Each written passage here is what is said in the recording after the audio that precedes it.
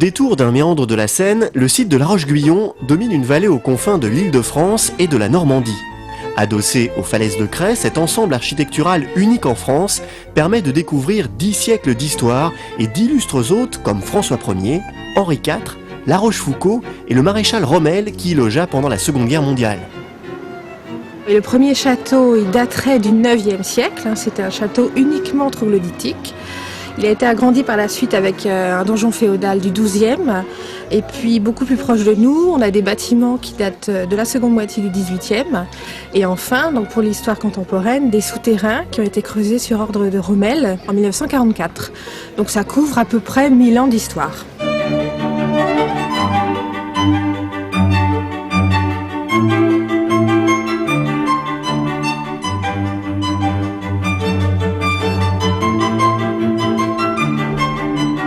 Ici, nous sommes dans la partie rajoutée au 18e, plus précisément dans le grand salon du pavillon d'Anville. Et cette pièce était vraiment la plus belle pièce du château. Donc c'est une pièce d'apparat, une pièce qui a été ornée et décorée pour accueillir les plus grands esprits du 18e. Il y a un Condorcet, entre autres, qui sont venus. Et donc c'est la duchesse de La Rochefoucauld d'alors, c'est Madame d'Anville, qui a commandé notamment à la manufacture des Gobelins cette tenture d'Esther, qui orne encore les murs de cette pièce. Donc c'est tout simplement l'histoire de cette jeune reine de Perse qui est tirée de l'Ancien Testament, qui est illustrée en 4 scènes, réalisées en 1765. Au XVIIIe siècle, l'esprit des Lumières souffle sur La Roche-Guyon. Le duc de La Rochefoucauld et sa fille, la duchesse d'Anville, entreprennent de grands travaux. Entrées monumentales, écuries, pavillons, terrasses se fondent dans la forteresse médiévale. Turgot, Condorcet se réunissent dans le grand salon et la bibliothèque. Le village est doté d'un système d'adduction d'eau moderne, d'une filature de coton et d'une briqueterie.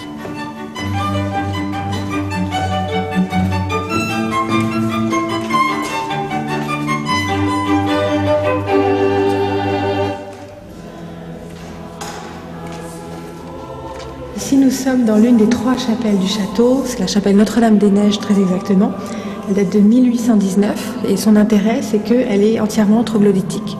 On le sent à la fraîcheur et à la résonance de la voix quand on est à l'intérieur. Elles sont vraiment très classiques, très sobres et très austères, selon le style du début du 19e siècle.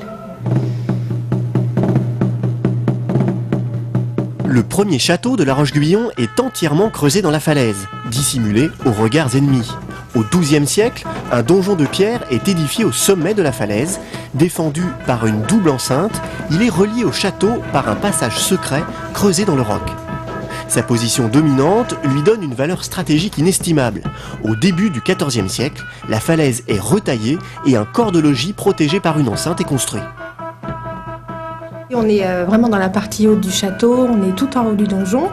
Donc lorsqu'on arrive, on découvre tout le panorama sur la vallée de Seine et on comprend donc beaucoup mieux pourquoi on a construit ce donjon. C'est parce qu'il devait surveiller la Normandie, donc juste derrière nous. Alors ce qu'il faut savoir également, c'est qu'aujourd'hui, la tour ne fait plus que 16 mètres de haut, que lorsqu'il est construit au XIIe siècle, il approchait les 40 mètres. C'est une tour qu'on voyait de très loin. Et c'est une tour dont on a démantelé donc les 2 étages au moment de la Révolution, puisque les habitants de La Roche-Guyon ont voulu faire leur Révolution française et donc ils n'ont pas voulu couper la tête de leur duchesse parce qu'elle était très âgée, ils l'aimaient beaucoup et donc plus symboliquement on a coupé la tête du donjon. Le vieux château retrouve sa vocation militaire pendant la Seconde Guerre mondiale. En février 1944, Rommel s'y installe avec son état-major et des casemates sont secrètement creusées dans la falaise. Ici, c'est la dernière partie qui a été aménagée dans le château, sont les casemates, qui datent de 1944 et qui datent plus précisément du moment où Rommel décide de s'installer dans ce château. Il y installe son QG entre février et juillet 1944. Et il va loger dans la partie ouest, qui est la partie la plus confortable. Et il va faire creuser tous ces souterrains dans lesquels nous sommes pour servir de réserve à munitions, tout simplement.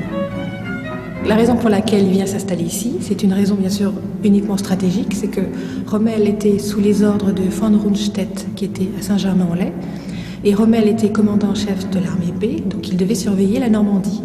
Donc La Roche-Guyon se trouve presque à mi-chemin entre ces 2 villes, tout simplement.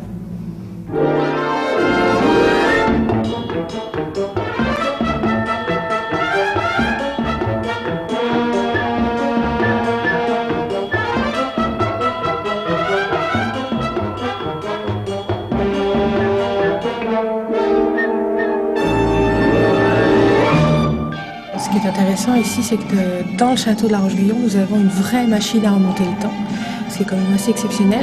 Donc c'est un reste d'une bande dessinée de Black et Mortimer qui s'appelle Le Piège diabolique, dont toute l'histoire se passe dans le village et dans le château de la Roche-Guyon. Et on voit donc Mortimer qui découvre cette machine qui lui permet de remonter le temps, de rencontrer Guy de la Roche, etc.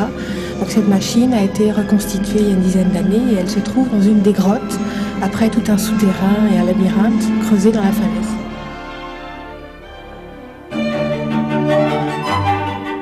Dernière étape de la visite du château, le potager de la Roche-Guyon. Réouvert depuis peu, il propose un parcours aménagé par 8 sculpteurs et plasticiens.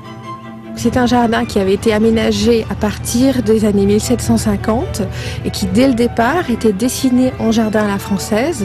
Donc lorsqu'on est en hauteur, on voit bien 4 grands carrés divisés en triangles, ce qui forme une forme d'étoile, tout simplement.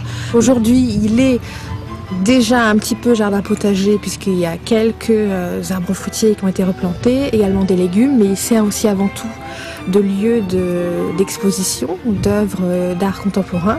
Donc on a repris le principe des 4 carrés, illustrant chacun l'un des 4 éléments. Donc ici nous sommes dans le carré de l'air et il y a une artiste qui a illustré ce qu'elle représente comme une armée d'asperges, tout simplement. On a le roi, la reine des asperges et tout autour on a ses courtisans et plus bas on descend dans l'échelle sociale des asperges. Des Guy de la Roche qui ont donné leur nom au village, au La Rochefoucauld, seigneur fastueux du siècle des Lumières, le château offre aux visiteurs une étonnante synthèse architecturale. Le château de la Roche-Guyon propose chaque année une programmation riche et variée autour du Moyen-Âge et de l'esprit des Lumières. Une belle idée de sortie en Val d'Oise et une belle réussite. Le château devrait accueillir cette année 50 à 60 000 visiteurs.